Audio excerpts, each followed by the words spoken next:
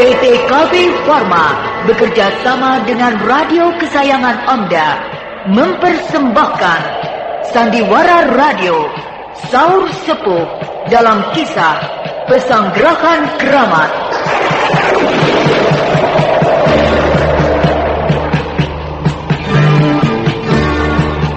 Disajikan oleh Proma obat mah hijau dan Kalpanax obat penyakit kulit yang ampuh khasiatnya.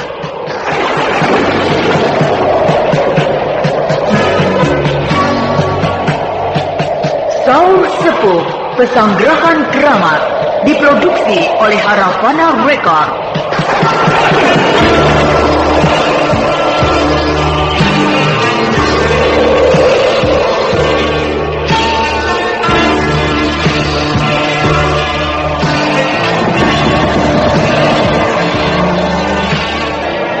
Naskah karya Niki Kosasi dengan sutradara Indra Mahendra.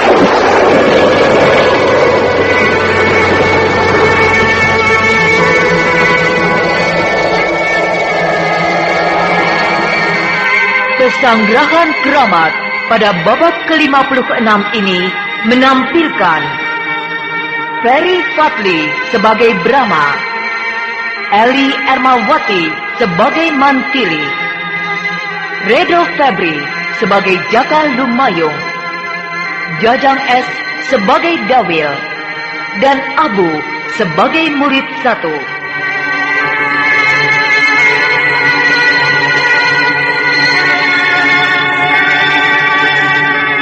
Inilah Pesanggerahan Keramat babak ke-56.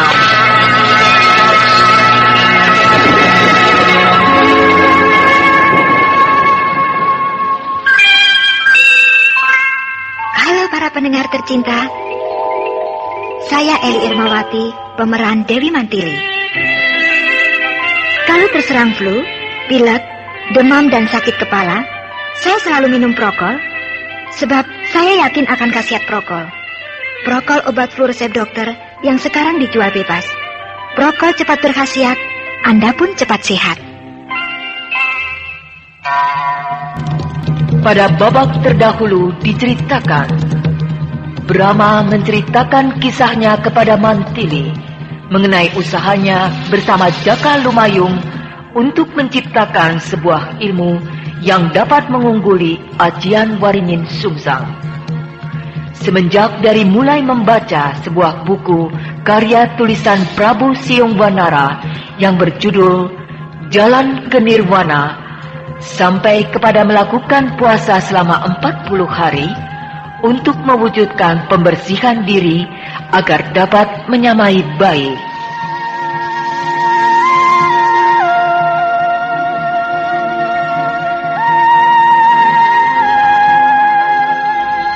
Kipasi terus saja. Hasilnya sudah kelihatan. Napasnya mulai membaik. Bakti Guru. Dengan tekun, Arya Sanca, salah seorang murid Jaka Lumayung, mengipas-ngipas nasi panas yang mengepul agar uap panasnya merasuk ke dalam hidung Brahma.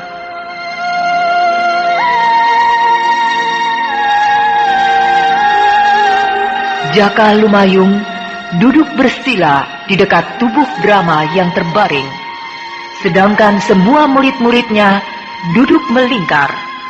Mata mereka hampir tidak berkedip menatap Brahma yang membujur kaku di atas lantai rumah panggung yang besar dan panjang itu.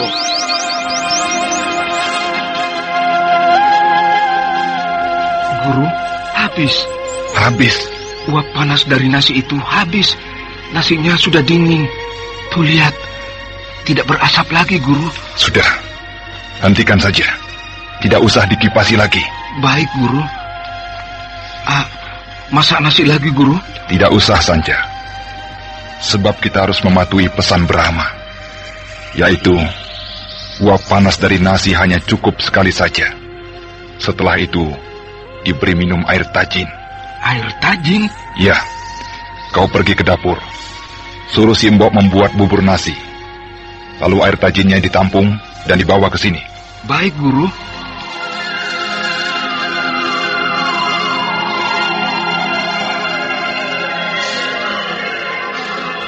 Begitulah Mantili. Aku dirawat selama 40 hari. Sampai keadaan diriku pulih seperti sedia kala. Jadi perawatannya juga harus 40 hari. Sama dengan masa puasanya. Iya. Perkembangannya sama dengan ketika menjalani puasa. Sikap pertama, aku duduk bersila. Kedua tanganku terkatup, menyembah. Persis pada hari yang ke-10, tanpa dapat dicegah, dan tanpa daya kuasa aku menahannya. Kedua tanganku terkulai dengan sendirinya. Tapi masih tetap duduk bersila. 10 hari kemudian, yaitu pada hari yang ke-20, kedua kakiku melorot jadi selonjor. Dan tubuhku terkulai lemas, tapi masih dalam keadaan duduk.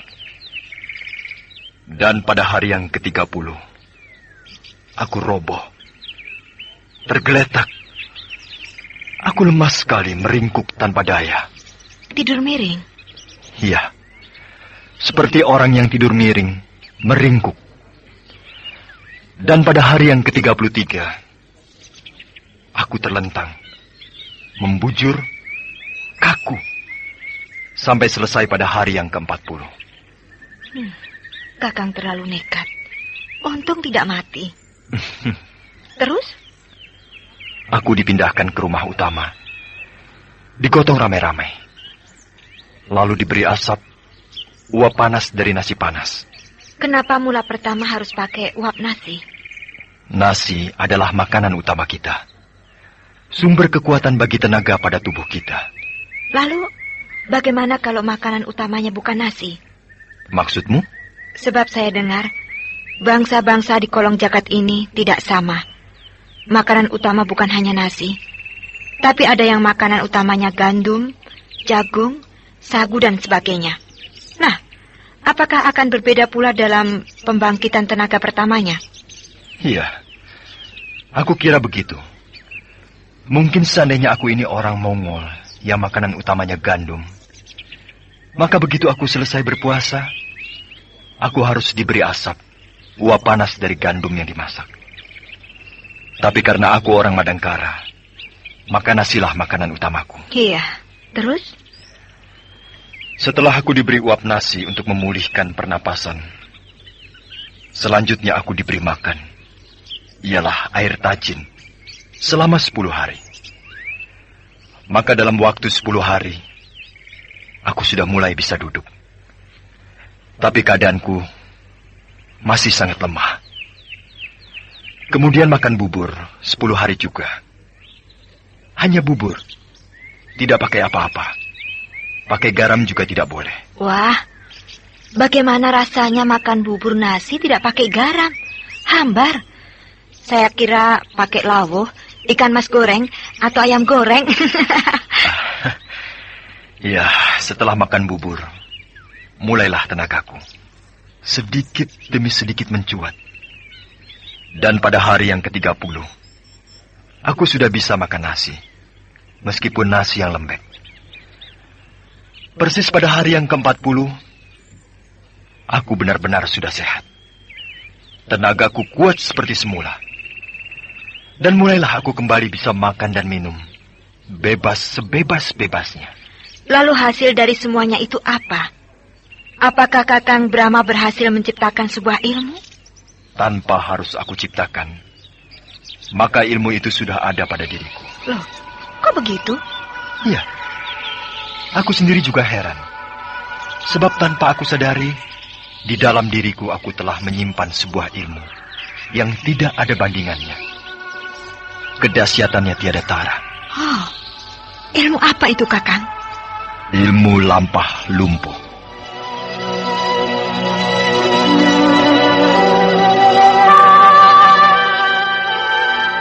Ilmu lampah lumpuh. Aneh sekali namanya. Sebab akan melumpuhkan lampah. Melumpuhkan lampah. Kau tahu artinya lumpuh? Tidak berdaya. Iya, benar. Lampa? Gerak-gerik, tingkah pola, atau sepak terjang?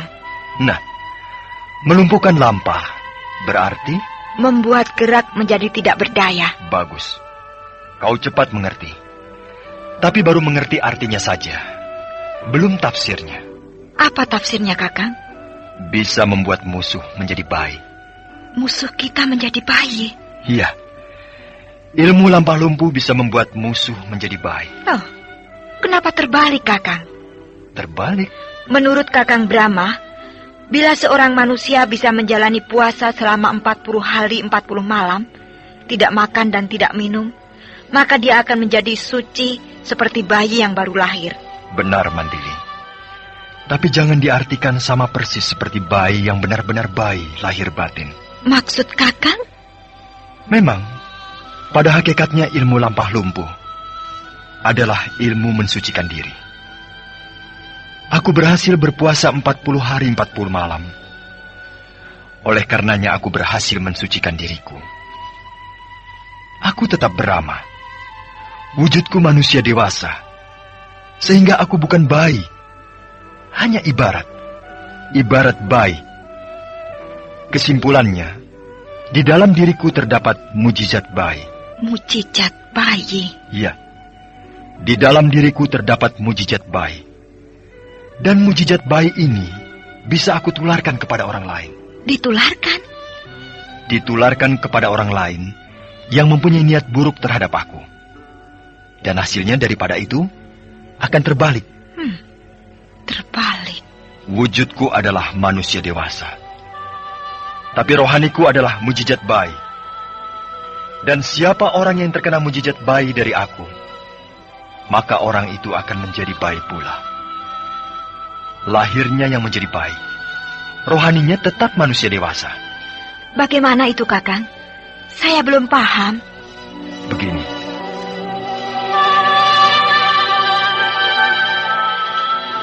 Nana, ayahmu datang. Mana Sukri? Belum pulang, Pak. Main ke rumah teman. Bapak sakit ya?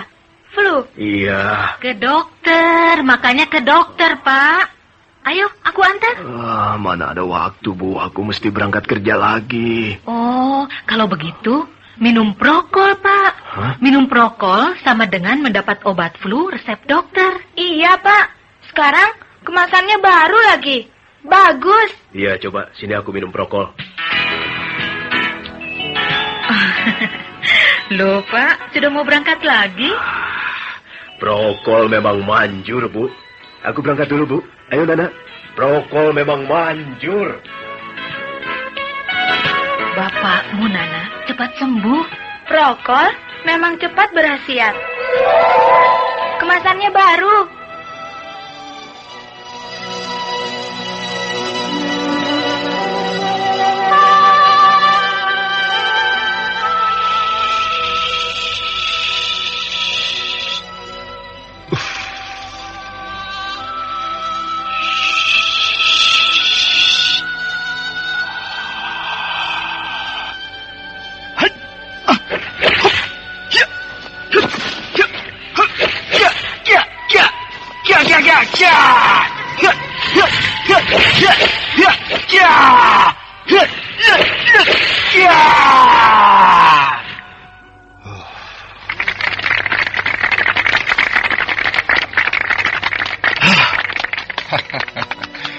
Syukurlah, aku gembira sekali melihat kau sudah sehat.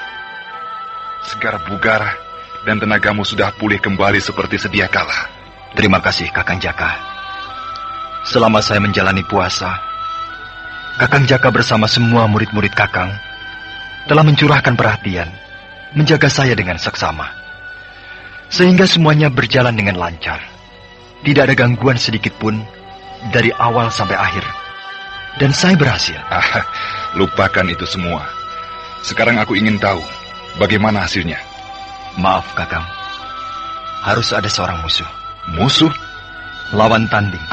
Gampang, muridku banyak. Tentu mereka senang bisa jadi lawan tanding berlatih dengan kau. Justru sulit, Kakang. Sebab lawan tanding saya harus benci dan dendam kepada saya. dirasuki nafsu angkara murka dan berniat buruk terhadap saya. Wah, bagaimana mungkin? Semua muridku hormat kepadamu. Itulah sulitnya. Kecuali apa? Kecuali orang itu memiliki ilmu pamacan atau ilmu pancasona. Pamacan? Pancasona? Orang yang punya ilmu pamacan bisa merubah dirinya seperti macan. Menggeram-geram, menakutkan, dan akan menyerang siapa saja yang dekat dengan dahsyat. Sedangkan ilmu pancasona, dia bisa memanggil roh jahat, sehingga dirinya akan berubah menjadi manusia yang paling jahat. Wah, biasanya orang-orang Pajajaran yang pintar menguasai ilmu pemacan. Saya bisa, Guru. Kau, Dawil? Saya bisa ilmu pamacan, Guru. Iya, benar. Si Dawil asli orang Pajajaran. Pasti dia bisa ilmu pemacan. Baiklah. Kau boleh mencobanya. Baik, Guru. Semua minggir. Buat arena pertarungan. Lingkaran.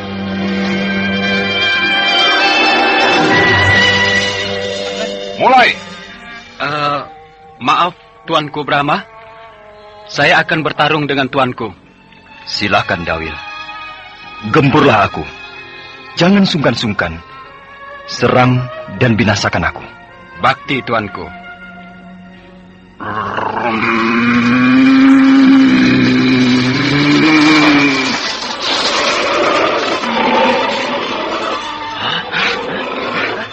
Si Dawil jadi macan.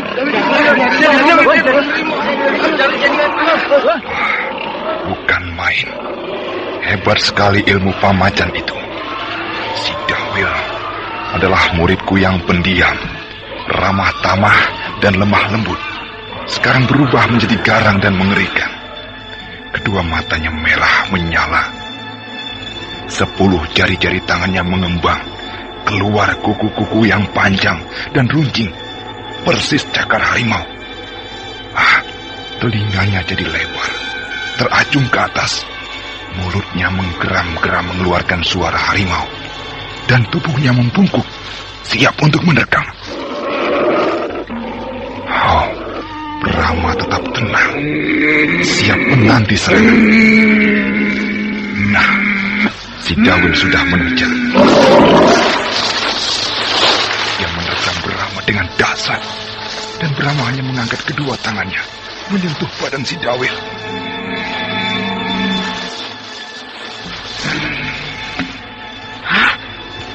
Si Dawil roboh, hanya disentuh sedikit oleh tangan Tuanku Brahma. Si Dawil langsung terkapar, tidak bisa bangun lagi. Kakang Cakalumayu. Iya. Periksalah keadaan Dawil. Iya. Kenapa jadi begini? Kenapa, Guru? Si Dawil jadi lumpuh.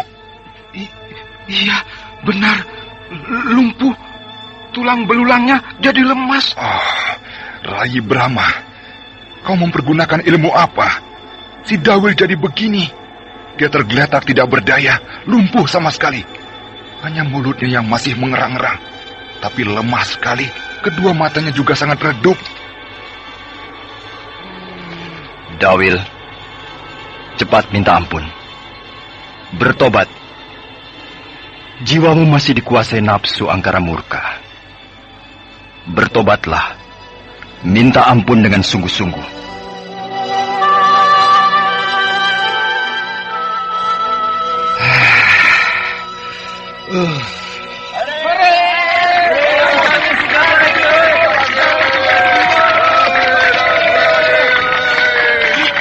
Kau tidak apa-apa, Bil? Tidak, aku tidak apa-apa. Bagus, kau tidak cedera sedikit pun. Iya, Guru. Saya sudah segar kembali. Tadi lemas, Guru. Lemas sekali. Rai Brahma, itukah hasil dari puasamu selama 40 hari? Benar, Kakang. Apakah nama ilmu itu? Saya beri nama ilmu lampah lumpuh. Ilmu lampah lumpuh? Ilmu lampah lumpuh? Wah, ilmu lampah lumpuh? Ilmu lampah lumpuh? Iya. Sebuah ilmu yang bisa melumpuhkan lampah. Melumpuhkan lampah? Seperti yang Kakang Jaka lihat tadi. Lampah Dawil menjadi lumpuh ketika disentuh oleh tangan saya. Tapi setelah dia minta ampun dan bertobat, maka dia segera menjadi sembuh. Segar bugar seperti semula. Tidak cedera sedikit pun. Tidak mengalami luka dalam, juga tidak mengalami luka luar. Tetap mulus. Seperti tidak terjadi apa-apa terhadap dirinya. Luar biasa. Kapan Rai Brahma menciptakan ilmu lampah lumpuh itu? Sebab sejak dari awal berpuasa, sampai selesai kemudian sampai saat ini, siang malam aku amati terus-menerus. Dan sama sekali tidak terlihat Rai menciptakan sesuatu. Ilmu lampah lumpuh bukan ilmu kadikjayaan.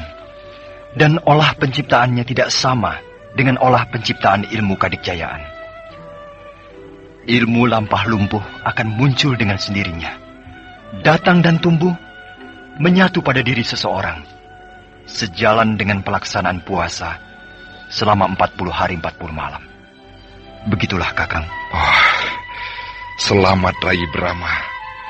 Aku turut bahagia. Kau berhasil dengan sempurna. Terima kasih, Kakang Jaka.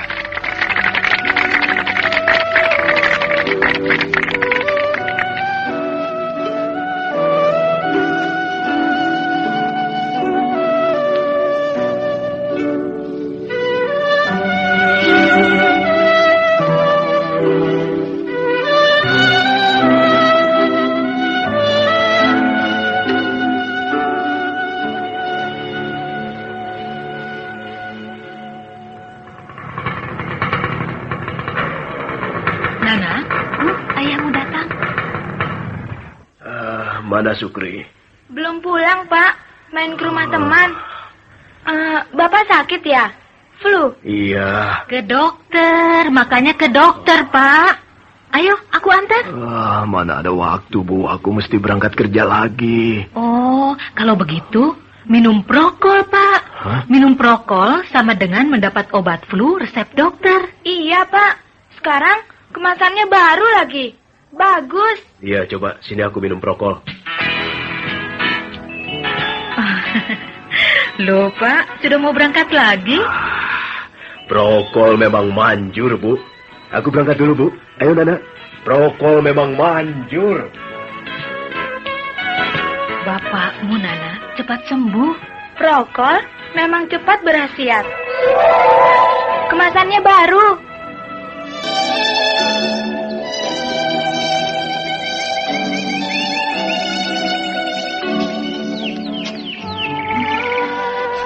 Begitulah, Mantili. Tanpa aku tahu, dan juga tanpa aku sadari, aku memiliki sebuah ilmu yang mengandung mujizat yang tiada taranya. Menurut Kakang, ilmu lampah lumpuh akan tumbuh di dalam diri seseorang di saat dia sedang menjalani masa puasa. Dan begitu selesai masa puasa 40 hari, sempurnalah juga ilmu lampah lumpuh itu di dalam dirinya. Iya, benar, Mantili. Lalu bagaimana dengan yang tidak dapat menyelesaikan masa puasa selama 40 hari? Sebab tentu tidak semua orang dapat bertahan puasa selama 40 hari 40 malam. Tanpa makan dan tanpa minum sedikit pun. Pasti ada yang hanya kuat 10 hari, ada yang 15 hari, ada yang 30 hari dan sebagainya. Nah, apakah mereka itu juga di dalam dirinya akan tumbuh ilmu lampah lumpuh? Aku belum tahu pasti. Sebab belum ada contoh. Tapi secara akal sehat, mestinya begitu. Artinya ilmu lampah lumpuh akan tumbuh pada diri seseorang, sesuai dengan kekuatan dirinya di dalam menjalankan puasa. Kalau hanya tahan 10 hari, mungkin ilmu lampah lumpuhnya hanya sampai tingkat ke-10. Yang hanya kuat 30 hari, dia hanya memiliki ilmu lampah lumpuh tingkat ke-30. Begitu seterusnya. Kalau begitu, ilmu lampah lumpuh mencapai tingkat ke-40. Ya, bolehlah dikatakan begitu. Tapi kalau pakai tingkatan bertingkat seperti itu, rasanya agak kurang tepat. Sebab berbeda dengan ajian serat jiwa yang memang mengenal aturan tingkatan-tingkatan. Nah, sekarang Habislah riwayat Kijara dan Lugina, tokoh sakti yang bangga dengan ilmu andalannya, Ajian Waringin Sungsang. Meskipun naluriku mengatakan bahwa ilmu lampah lumpuh lebih tinggi dari Ajian Waringin Sungsang, tapi kita jangan takabur.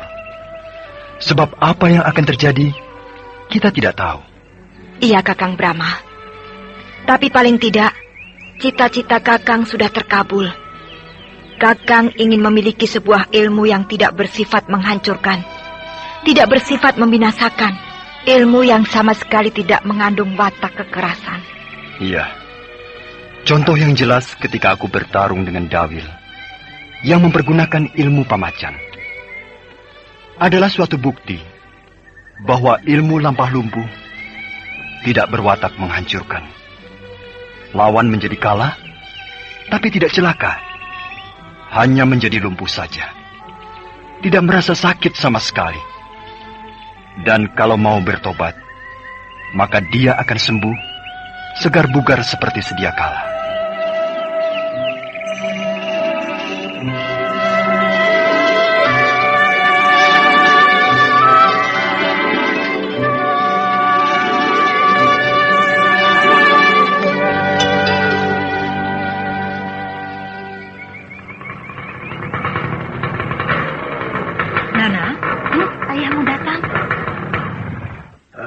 Mana Sukri? Belum pulang, Pak. Main ke rumah teman. Bapak sakit ya?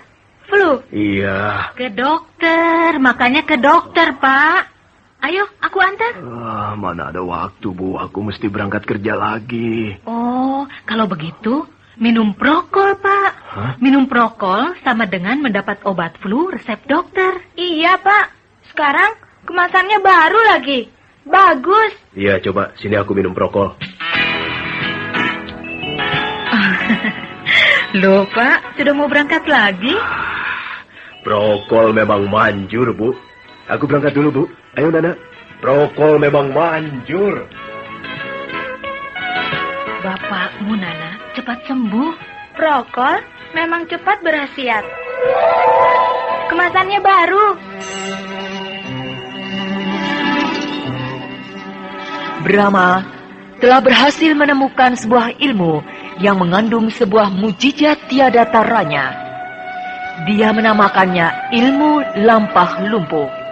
Sebuah ilmu yang lahir oleh penyucian diri seorang manusia dalam usahanya untuk mendekatkan diri kepada Tuhan Yang Maha Esa. Sehingga pada hakikatnya, ilmu lampah lumpuh adalah sebuah ilmu mensucikan diri. Apakah yang akan diperbuat oleh Brahma dan Mantili selanjutnya? Apakah mereka akan mencari Kijara dan Lugina? Nah, pendengar yang budiman, marilah kita ikuti lanjutan serial Sandiwara Radio ini yang dipersembahkan oleh Prokol. Obat flu yang dulu dibeli dengan resep dokter, sekarang dapat dibeli bebas di mana-mana.